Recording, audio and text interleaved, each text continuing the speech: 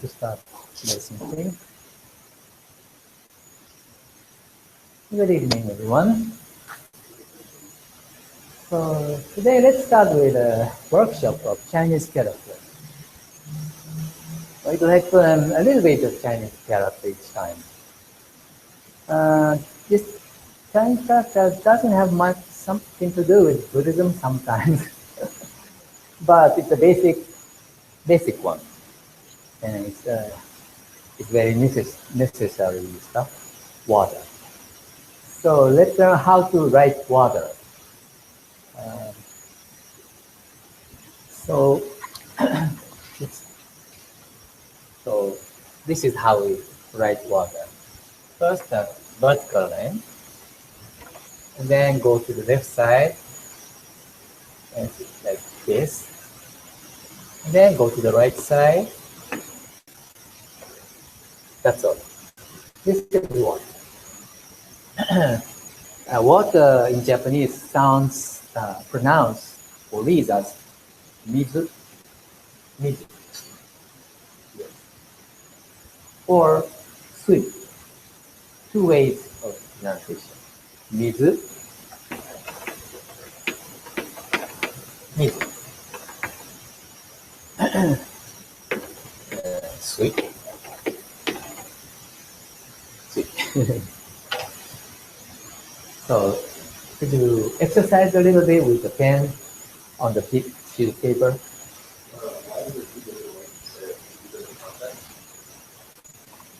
Oh, that's a very good question. Yeah, simply put, it's up to the context, and especially when this Chinese character is combined with one more Chinese character, usually it's pronounced as su. Yeah. And when it's separate and it's independent, it's pronounced as mit. In many cases, Chinese character combined with another one, with two. So two Chinese character makes one word, or sometimes four Chinese characters make one word.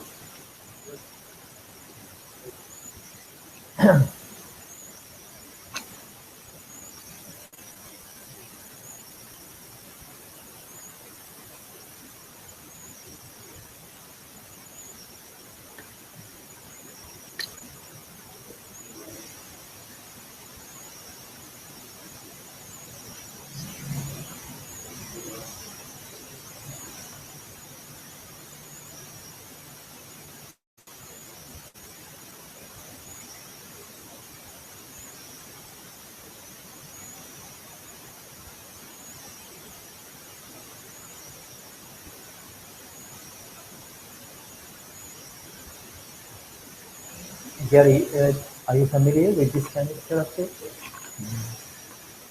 Did you know the pronunciation? Oh, that's good. Like, see.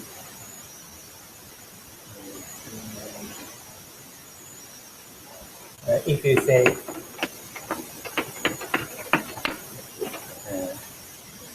suido, suido means water pipeline, water line, or sometimes it means faucet. Suido, it means tap, tap of water.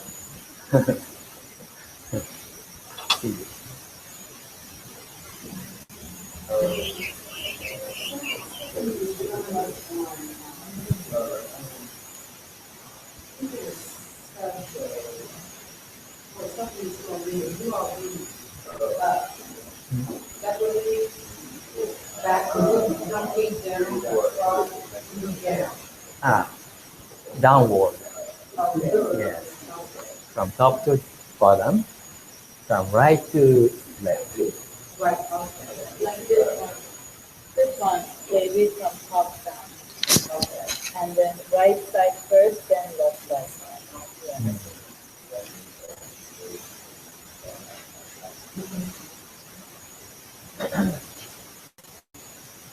And if you see this Chinese character on a calendar, it means Wednesday.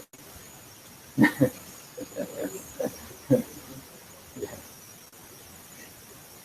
Very interesting.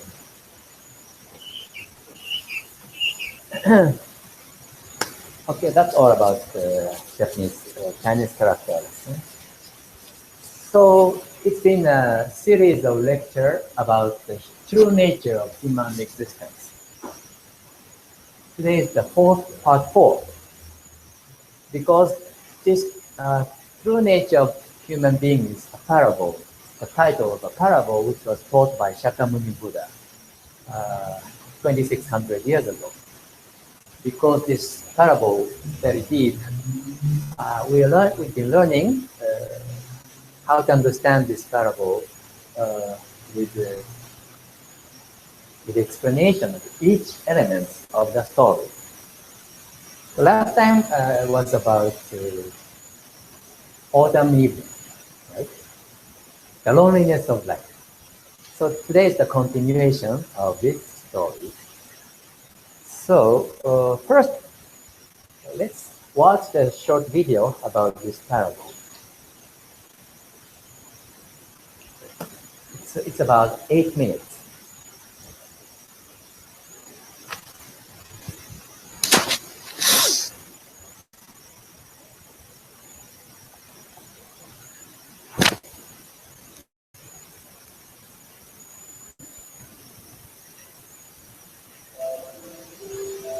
Parable on the true nature of human existence.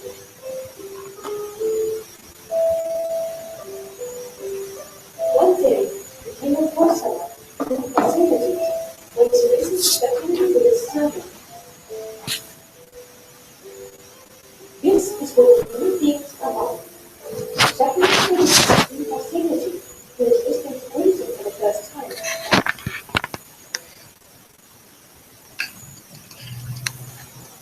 Millions of years ago,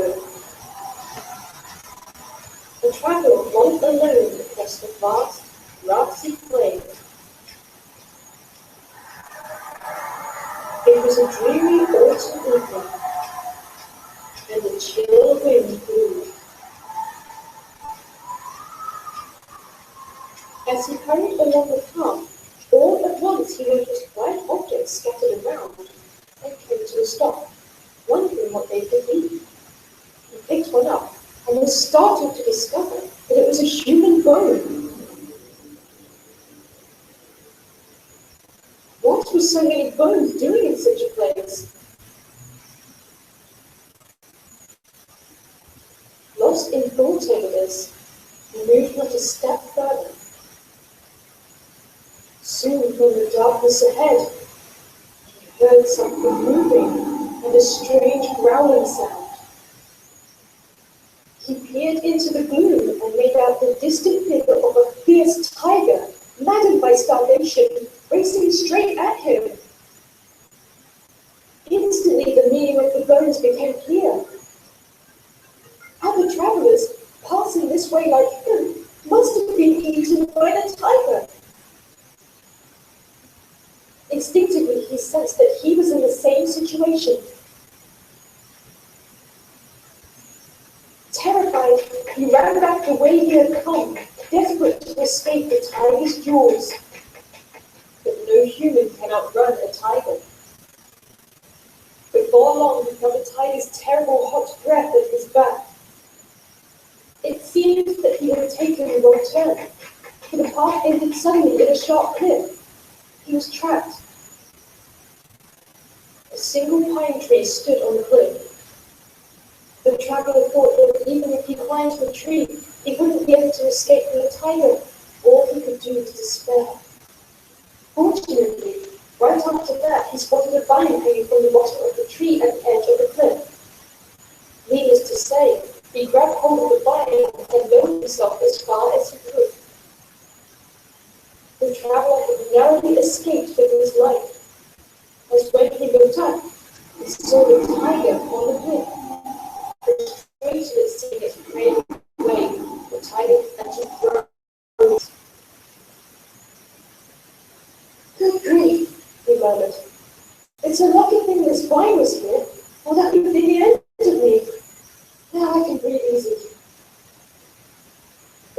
glanced down, and he couldn't keep from gasping in shock. Lapping the base of the cliff were the angry billows of a bottomless sea. Nor was that all. In the waves were 3 dragons, one blue, one red, and one black, waiting with their bright red mouths wide open ready to fall. In horror, he clung tighter to the vine and shuddered.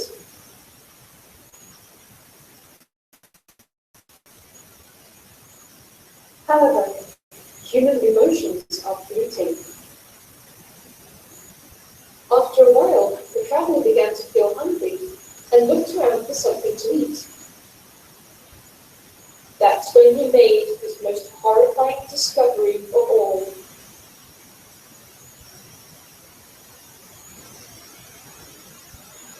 Two mice, one white and one black, were circling the root of the vine, gnawing at it in turns.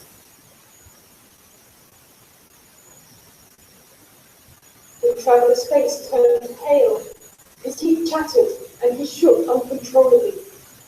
He shook the vine vigorously to scare the mice away, but to no avail.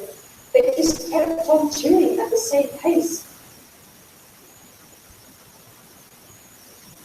Soon, the traveller noticed something drifting down from above. Honeybees had made a hive at the base of the vine, and now 5 drops of sweet honey fell into his mouth. The traveller's heart was captivated by the luscious honey the moment it graced his tongue, and he forgot the terror of his plight.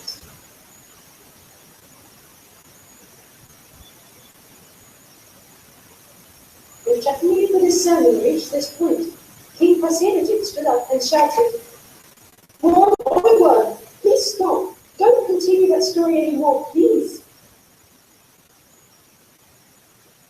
How could this traveller be so foolish?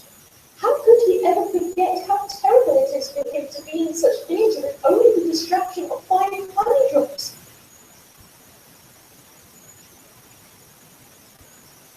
Only think about what will happen to him from now.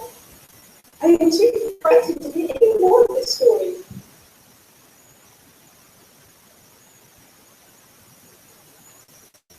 Great King, Shakyamuni Buddha replied, "Do you think this traveller a fool? This traveller, in fact, refers to you." "What? How could this traveller refer to me?" "This foolish traveller represents not only you, but the whole human race."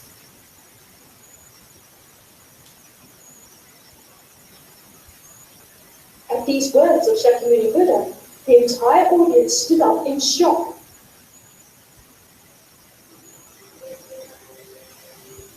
This is the parable in which Shakyamuni Buddha illustrated the true image of us human beings.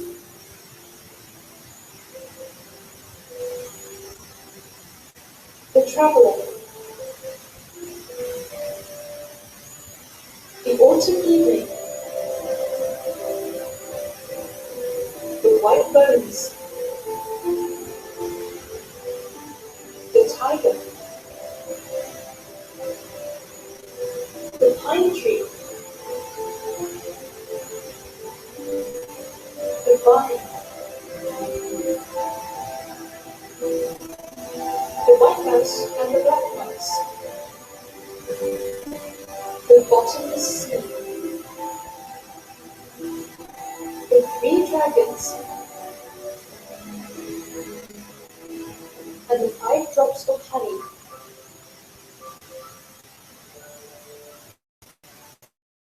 Each of those represents our image.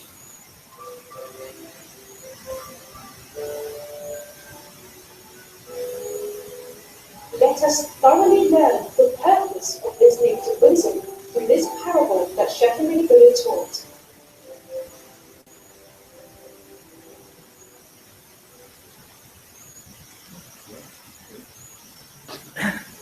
Now you guys are becoming familiar, more and more familiar with the story.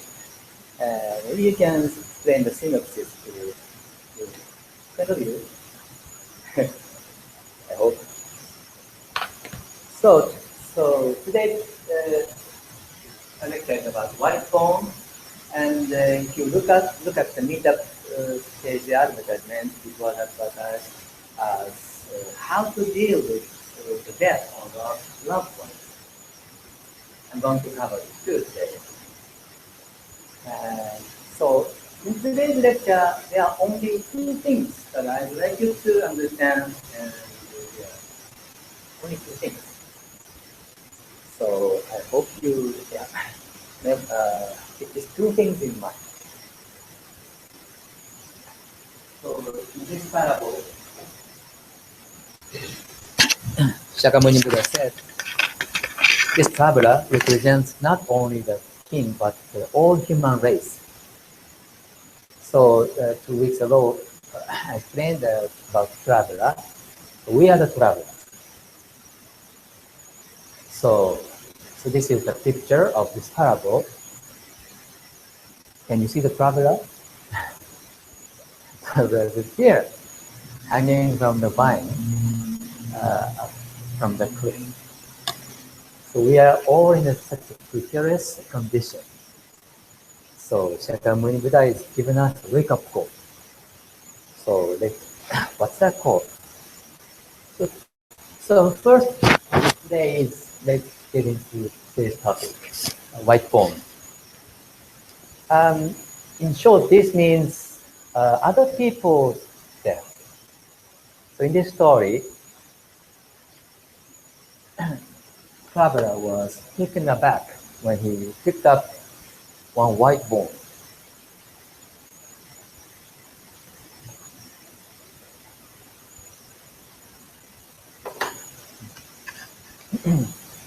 So every day we hear a lot of information about other people's death. A lot of car accidents or serious disease like West Nile virus or Zika virus. Maybe Zika virus is not so big. Ebola virus or many viruses are spreading in some parts of the world. And recently, especially, we have been hearing a lot of terrorist attacks, starting in Orlando and continue to, what's the next one? Maybe Turkey or Bangladesh, or recently in Baghdad in Iraq. I looked up the internet. There was 49 casualties in Orlando and 41 in Turkey airport, and 20 were killed in Bangladesh. And surprisingly, in Baghdad, 292 were killed. It was a truck bomb attack. It's horrible. So in a sense, it's like we're trotting over a thick layer of white foam every day. Of course, those terrorist attacks happen very far from California. It may not sound so close to us who are living in Southern California. But if we hear one person from Southern California was included in the victim, suddenly we feel a little closer to the terrorist attack, especially in the terrorist attack in Bangladesh. 7 Japanese engineers, most of them were engineers, 7 Japanese were killed. So I feel very a little close to this attack. So I feel a little more fear.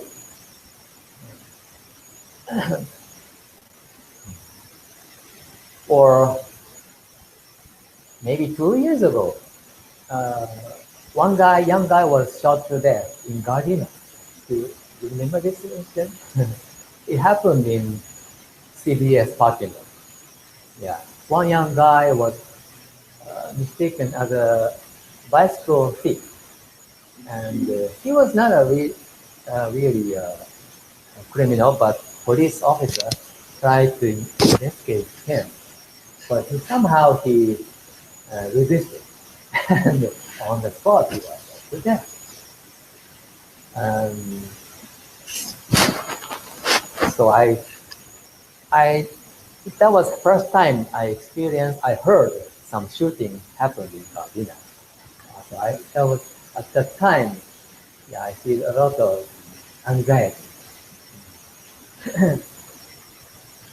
So in this way, we hear a lot of other people's death every day through media, but actually we don't get so surprised too. It is because Buddhism teaches that we have such deluded mind in the bottom of our mind.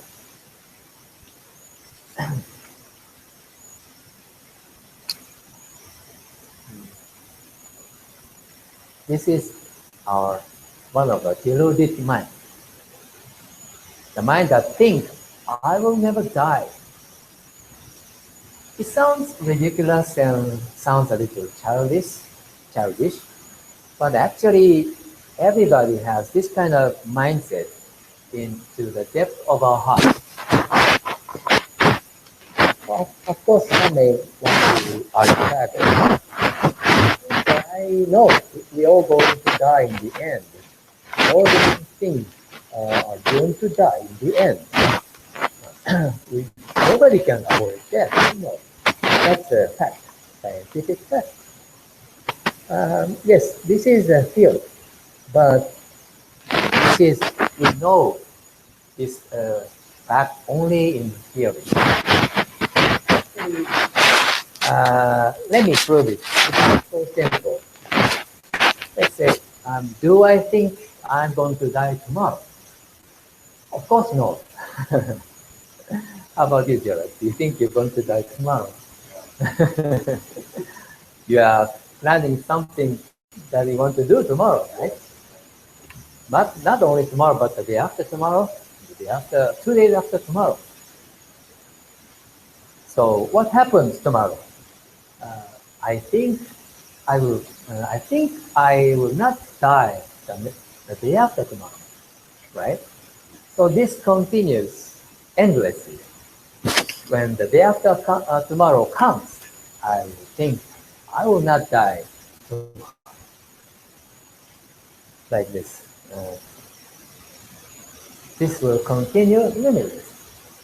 I don't think I will die tomorrow. I don't think I will die tomorrow. I don't think I will die tomorrow. 2 days after tomorrow, I think in this way. And the next day, I think in this way. But how about a person on his deathbed? Maybe this is not the case. What do you think, Gary? A person who is dying on the verge of death. Maybe he thinks he's going to die tomorrow.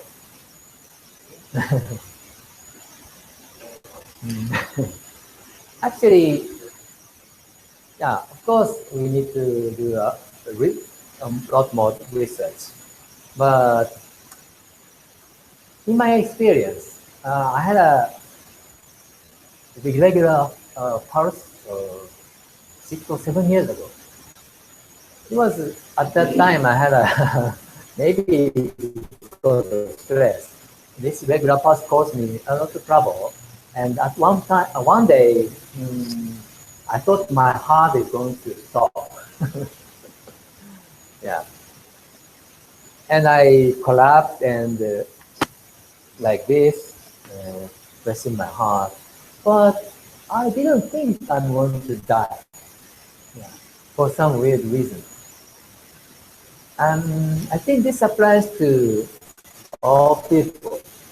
Even on people's deathbed, they still have hope. They're not going to die. They think, I don't die tomorrow. His mindset. very consistent.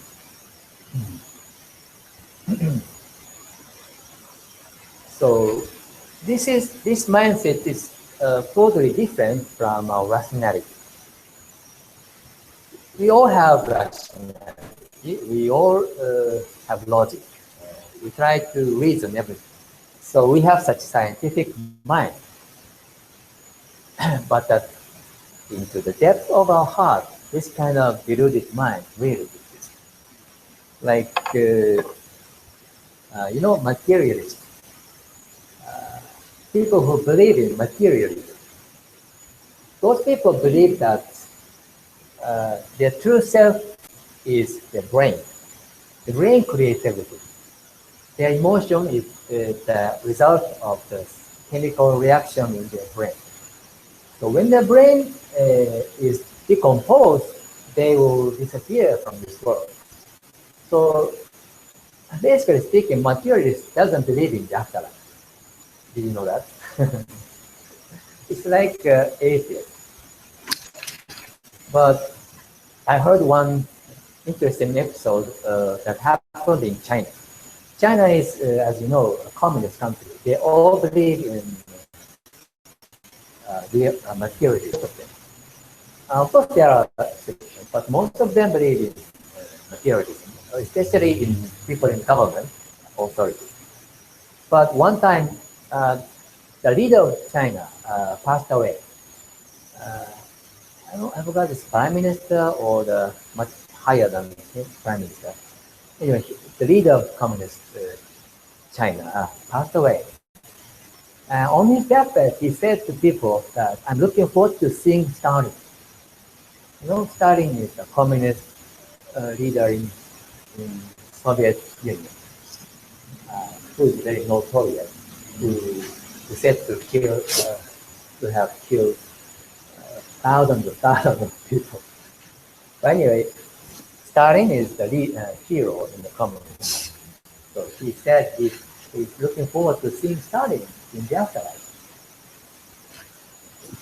So in our logic, in their logic, materialists don't believe in the afterlife, but they have also the true emotion at the bottom of their heart. So it's different from such scientific mind.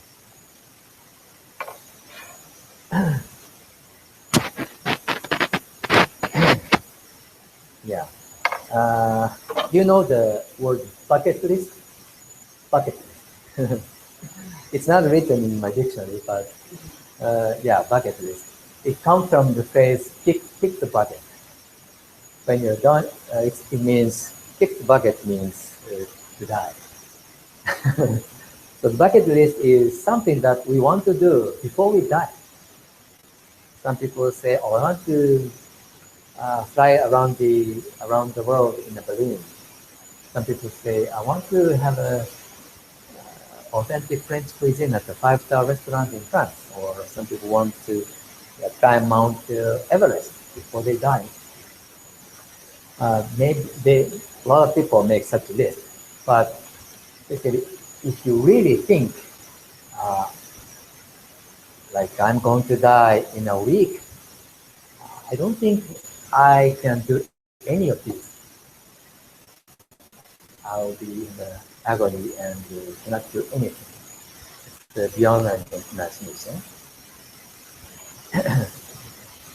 So this is the one point I'd like you to understand in today's lecture. So here I'd like to have a little bit small group discussion.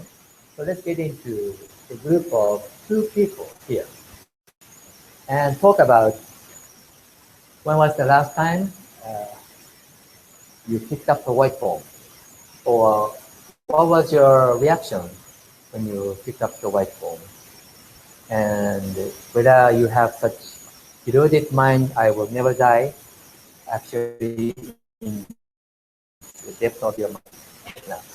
So let's have a little 5 minutes of group discussion. Can you make it?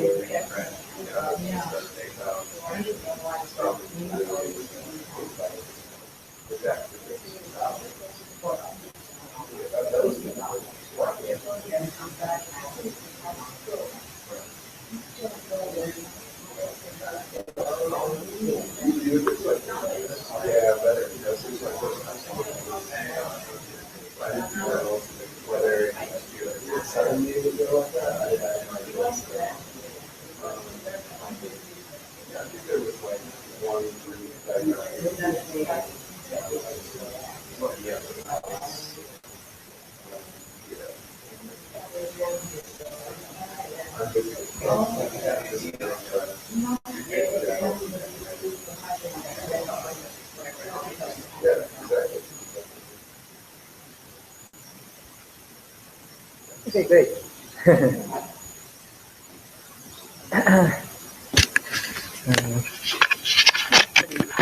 Interesting story about this human human mind.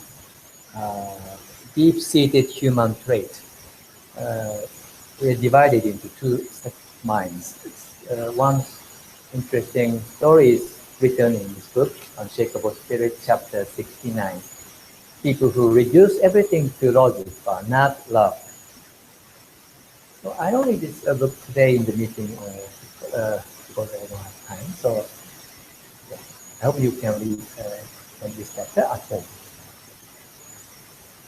And this is a poem which was made by a physician.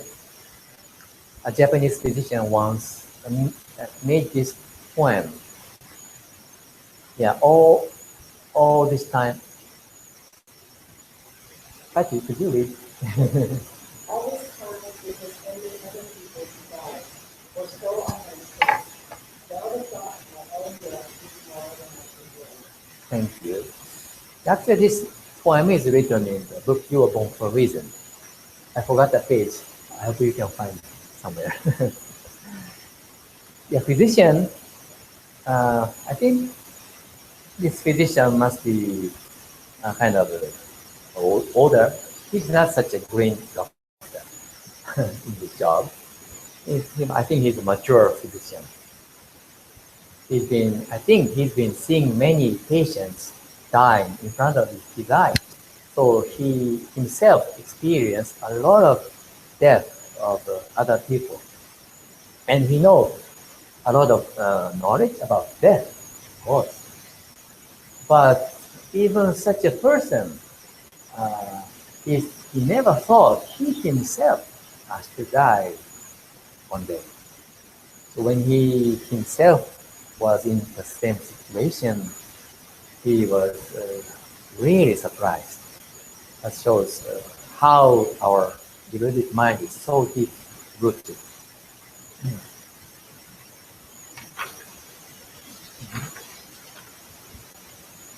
And Buddhism teaches us how the level of human sensitivity towards death with an analogy which is titled as four forces. Analogy of four forces. A horse deprived by a cow of the bit, a horse deprived by a good breath, a horse deprived by a good weakness breath, and a horse deprived by a good food. Thank you. You know, in horse race, the jockey, jockey hit the horse with a whip, and then the horse starts running very fast. In such a case, the number one, this horse is very sensitive. So just seeing the shadow of the whip, he starts running. Very sensitive.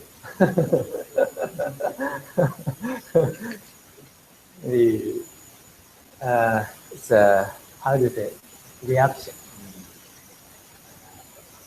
If a dog,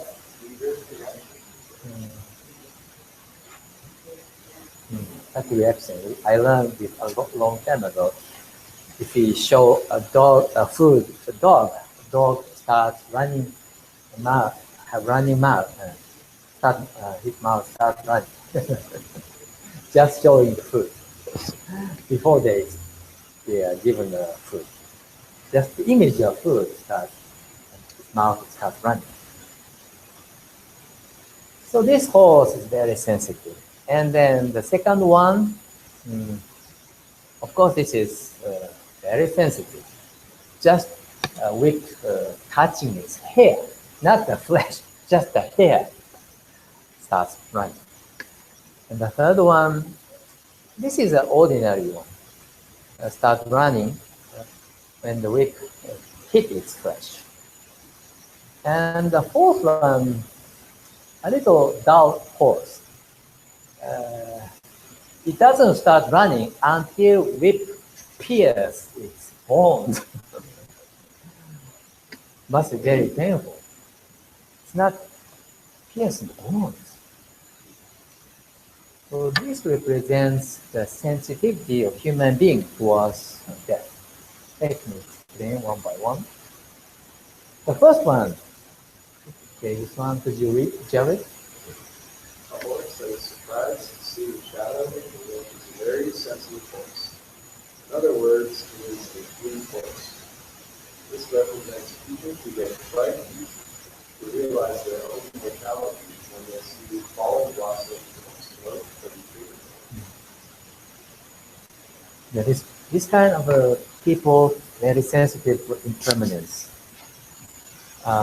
because they get frightened of the mortality just seeing uh, foreign person or smoking smoke from the planet. There are few people like this, so few. Once, a long time ago, once Japanese samurai warrior went into priesthood by just seeing a falling petal of a flower. It was a cherry blossom petal. One petal fall into his sake cup. He was drinking sake. And just seeing this petal falling from the flower, he felt the impermanence of life. He went into priesthood, became a priest. It's in the middle of the explanation, but let's have a short break here. 10 minutes.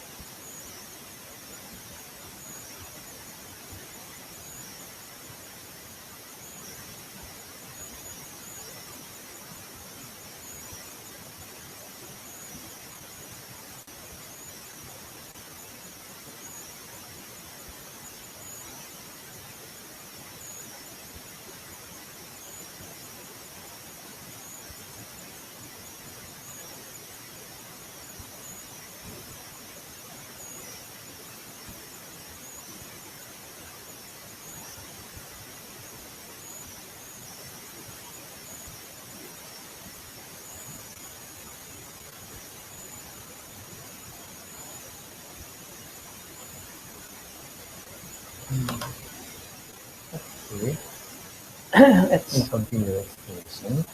Uh, oh. By the way, do you have crematory here in Los Angeles, or have you ever seen crematory? Oh, close. Yeah, it's a custom in Japan to cremate the body, but not so much here in the United States, I think. But yeah, mm, yeah, some people cremate. Right. So the second one, a horse that is surprised when the whip touches its fur. It represents people who feel the keen sense of impermanence of life when they see a funeral or hearse. Have you ever seen other people's funeral? Did you feel keen sense of impermanence? What kind of response? Mm. How about you, Patty? Oh, yes? Oh, so you're the second one. You're very sensitive. It's very good. And the third one, please. Could you read, Gary? A horse that is surprised when it is good, that represents people who feel connected with permanence when they can feel the relevance of freedom. I think you all have such experience attending funeral of your relatives or neighbors. How many times do you have such experience attending relatives funeral? 2 or 3 times? Yeah, I think maybe I'm like the last one. I mean, it's obviously sad, but I think for some reason I see it as kind of a reality. People pass away. But with my life friends, I feel it. Yeah, I really understand. Because um, real sense of impermanence is a little different from just sadness or such feeling of devastation or a sense of separation. Uh, Different. The fourth one. Okay, could you read, Miriam? One that is surprised when the good interest is strong. Represents people who feel a keen sense of company when they remember. Yes. So I think we all understand this, and then yeah, we all experience this when we lose our immediate family to disease or car accidents. Impermanence comes all of a sudden to us. So when we survive our family, especially immediate family, we feel a keen sense. Even though we have such a deluded mind that towards this impermanence, the reality of impermanence, we are very dull to the reality of impermanence. But even for such the likes of us, uh, when we lose our immediate family, the sense of impermanence is overwhelming, and sometimes it's devastating, and sometimes it's beyond, it's unbearable. So in the book of Yoga Buddhism, there's an example of one intellectual in Japan who actually took his own life after his wife passed away. The sadness was beyond imagination. I would say we really talking that last year or last month, brother was in 2 months later, the father. My father, he was 97, my brother was totally. And so I started with that kind of we haven't had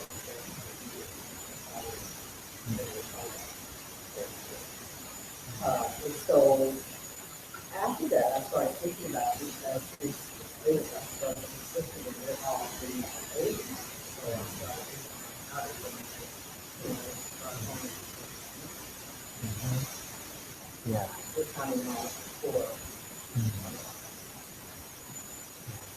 we experience the same thing when this tragedy happens to us. But of course, as Buddhists, we all take it positively to, that's a message from Buddha. Even we taken aback and forced to look at the reality and to start thinking about something. And I'd like to go over one episode. I put the paper on your table. Could you open the... I'm sorry, so which one is the Buddha saying we should? Buddha said, there are 4 types of people. Very sensitive group of people, and to the kind of dull people. And actually, yeah, superficially, most of us belong to the number 4. But from Buddha's eye, we don't belong to any of these. We are sold out to the reality of impermanence. Yes, it's from Buddha's eye. Yes. Buddha sees through to the bottom of our mind, so he sees our real mind. Yes. So there's a little this difference between those. The mind we can perceive. In the mind we don't perceive, but Buddha can see. Of course, Buddha encourages us to look at the reality of impermanence just through listening to the teaching. Not through our own reflection, but through listening to the teaching of Buddhism. That's the only way we can see or stare at the reality of impermanence. Okay, it's an essay titled "Upon the Loss of My Daughter" by one of the eminent philosopher. Not philosopher in Japan. His name is Kitaro Nishida. 1 century ago, he was alive. He lost a daughter. Could you read this one paragraph? Read that.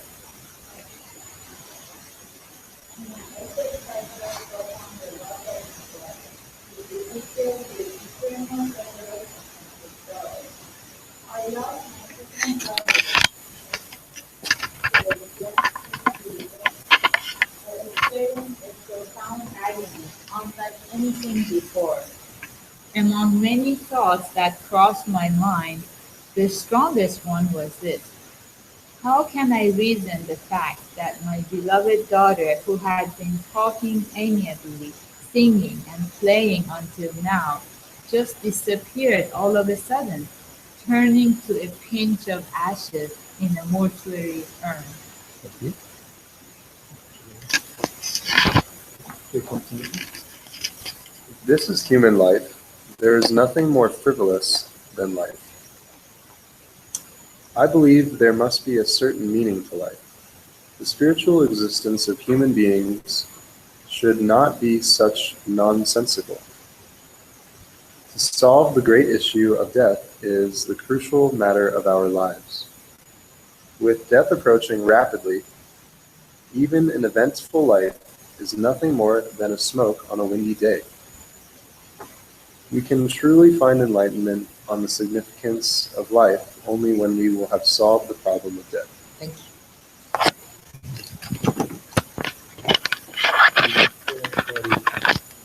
The tragedy in his life, and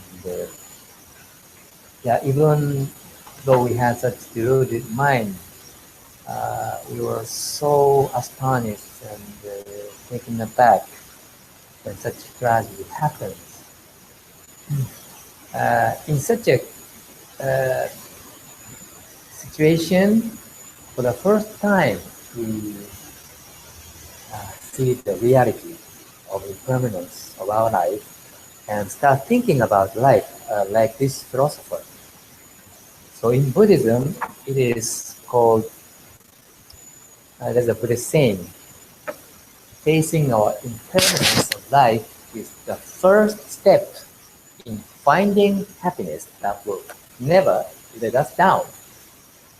This is very famous saying in Buddhism, and yes, I'd like you to memorize this phrase today. Yeah, facing our impermanence is very important in going forward on this path. In similar expression there is in Western world too. Maybe most of you heard of this phrase, memento mori. How about you, Gary? Could you raise your hand if you know this phrase? No. Oh, okay. Now you're learning one Latin. This is a Latin language. Latin is an ancient language in Rome, Italy. It means remember death, or remember that you will die. So this phrase was made almost 2,000 years ago. But still, people use this word because it has deep meaning. And some celebrities say the same thing only recently with Steve Jobs. He said, for the past 33 years, I have looked in the mirror every morning and asked myself, if today were the last day of my life, would I want to do what I'm about to do today?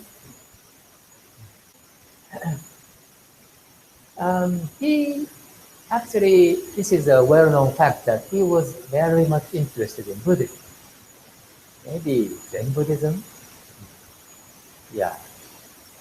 He was maybe practicing meditation, maybe. Yeah, this is really Buddhist way. If today was the last day of my life, would I want to do what I'm about to do today? And actually, we have a similar phrase a day in our Buddhist calendar. Similar phrase. Does anybody remember? Anybody? It's called like this. Give everything that you have today, for there is no tomorrow. The meaning a little different, but so let's do this from now on.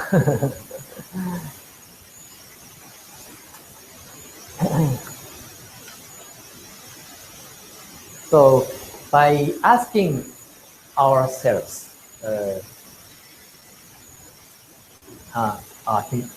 he is, in a sense, he is encouraging all of us to find out the true purpose of life and achieve it quickly.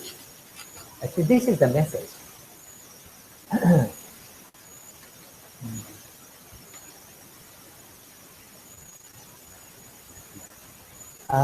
Yeah.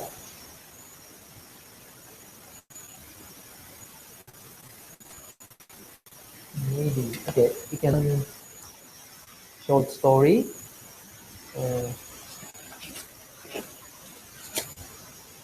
It's a story about a mother, young mother, who lost her young son to leukemia.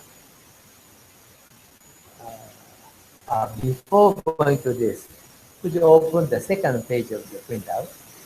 It's about Steve Jobs' last words. It's on the internet, and many people know this. Okay, this time, could you read this one paragraph, Patty? Eve the last one. I reached the point in others' eyes, my life is a clearly success. However, aside from work, I have little joy. In the end, wealth is only a fact of life that I am accustomed to.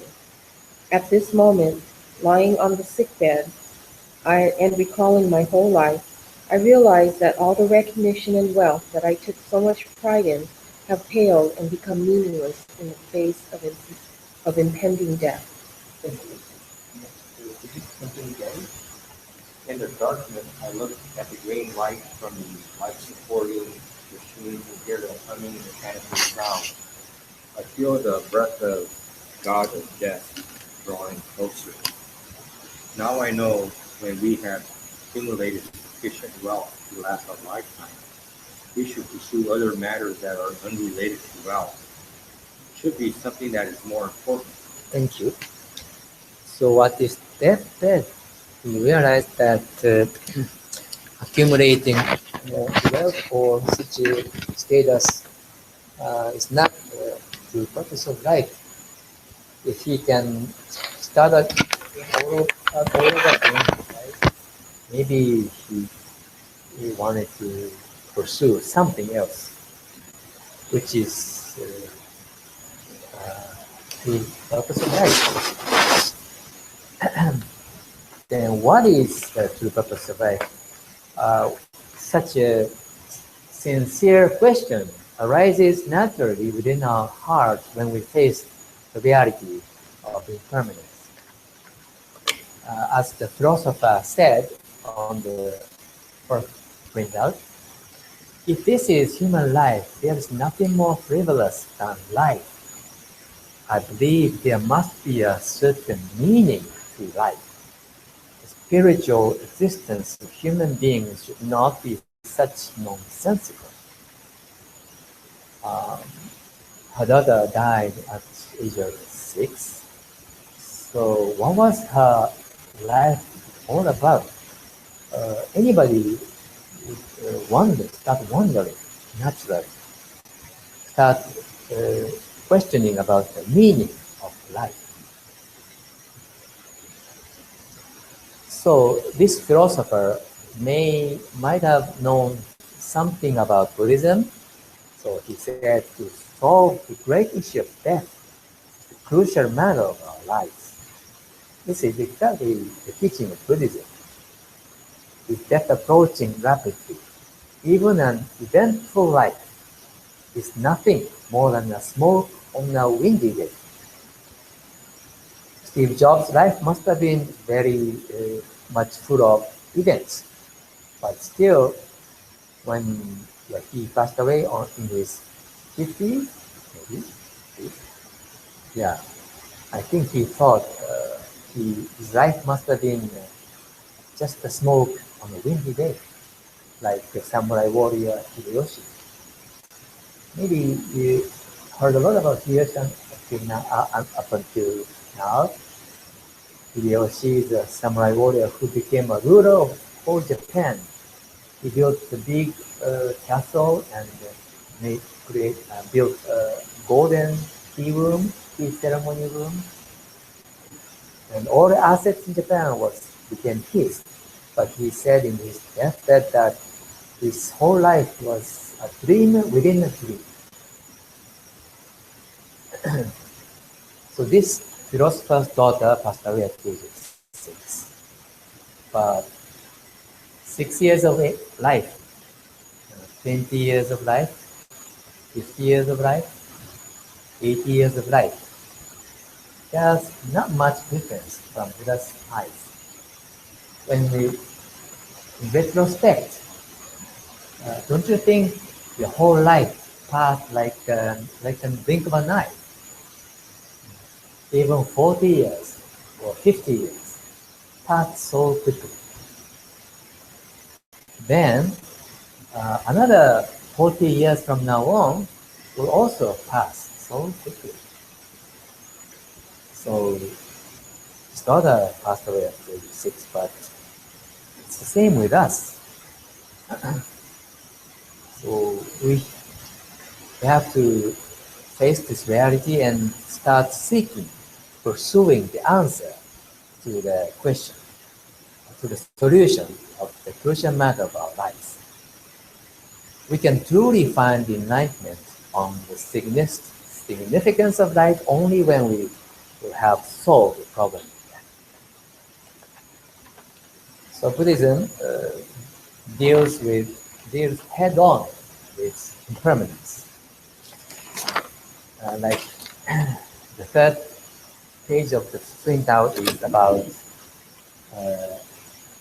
White Bone, written by Master Renyo.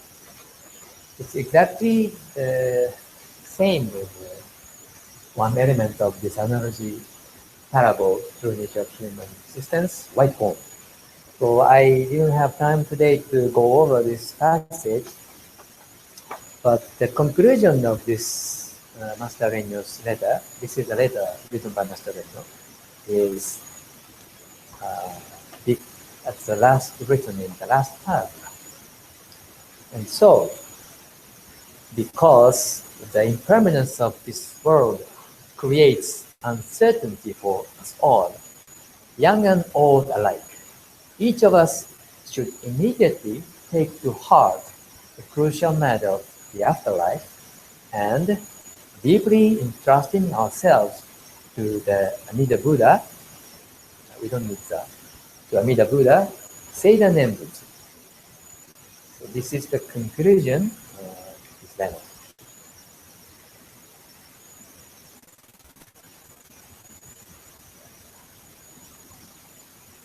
So for Buddhists,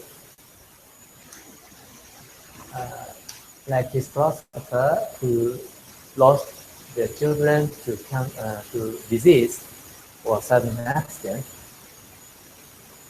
how Buddhism helps us deal with the death of our loved one. This is also a famous saying in Buddhism. Children who die before their parents are Buddhist masters who give us the lesson that this world is like a dream and that your physical body is also ephemeral.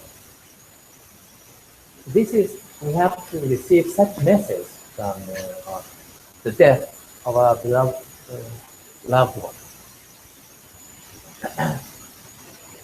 So they are teaching us the reality, the lesson.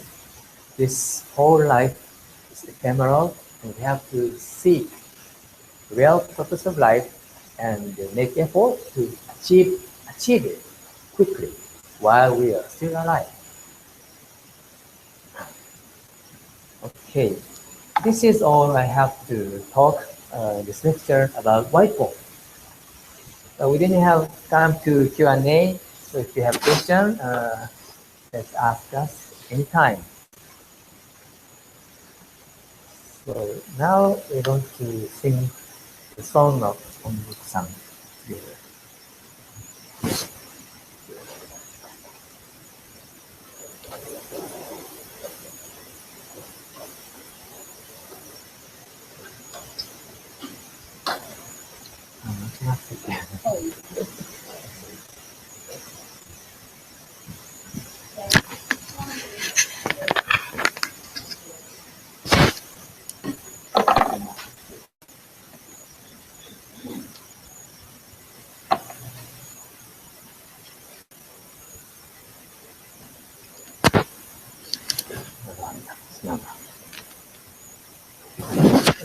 Let's sing Onbuk-san. 如来大悲の音読は身横にしてもほずべし知種知識の音読も骨を砕きてもしゃすべし如来大の音読は身横にし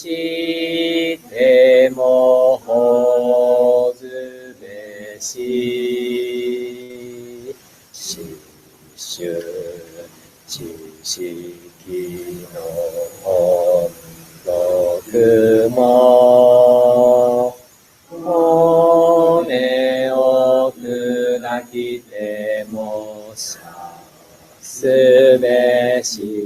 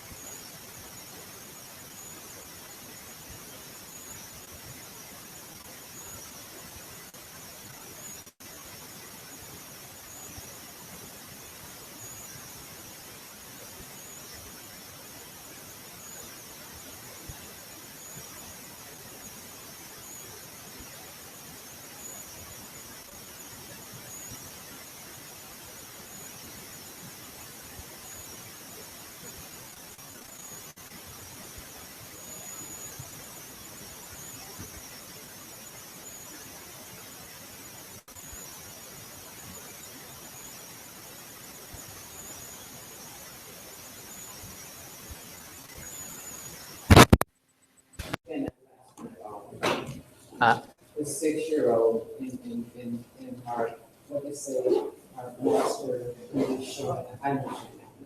Also, the child or someone who died, especially when they die very young, they have like teachers. ああ、あれか。はいはいはい。 And she didn't have time, but I was going to share with you the story of a young mother who lost but then she started thinking about importance of that. And then as a result, she developed bond with Buddhism, and then she started her path of leading her to happiness. And she felt that without that, Very clear. Yes.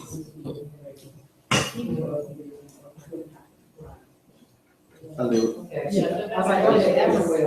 know. Yeah, it's a very Buddhist concept. Yeah, it sounds kind of bad at first. Like, yeah, a little bit. Because, I think no one wants to, when a 6-year-old is dying, no one wants to make a good situation out of that because it's so bad, it seems so bad in itself. So to try to make it sound like it's a good thing, it's kind of opposite of how we usually think about it. You know what I mean? Kind of we take it. So what you're saying is that, or the saying is that we take it as a sign something to learn from, like a learning opportunity. But I think sometimes it's like it's not so much for learning; it's more for just mourning and being sad. You know? Yeah. But I like it. I like it a lot. I think it makes sense to me, but it's because I'm this. I see. Yeah, you see. Yeah, of course, those parents are so devastated. Yeah, sure. And sometimes they cannot stand up again. Yeah. They're so overwhelmed by the sadness. And they almost lose their strength to live. Right. Exactly. This is suffering of separation. Yeah. So I didn't explain like, because they are the happiness that preoccupy their whole heart. Yeah, sure. And suddenly this disappeared. Yeah. They have a big emptiness. So this is suffering, but there are many people who started listening to Buddhism after they lost their family. Yeah. Japan. Yeah. So those people, after meeting Buddhism and then realize the true teaching, Master Shima, or they start thinking,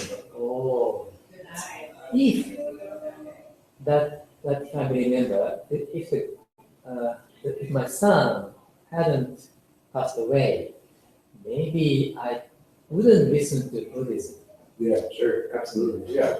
I think that's, because Buddhism teaches you to take even the worst experiences and turn it into a reality of life or a learning experience. But sometimes it's so hard for people to accept on such a, you can't just read it and understand it, and you have to discuss. And, yeah, but I liked it. I thought it makes sense to me. But I understand why she didn't get it. I understand. I see, yeah. Okay, this is maybe a Buddhist concept. Yeah, very much. And it's a good concept.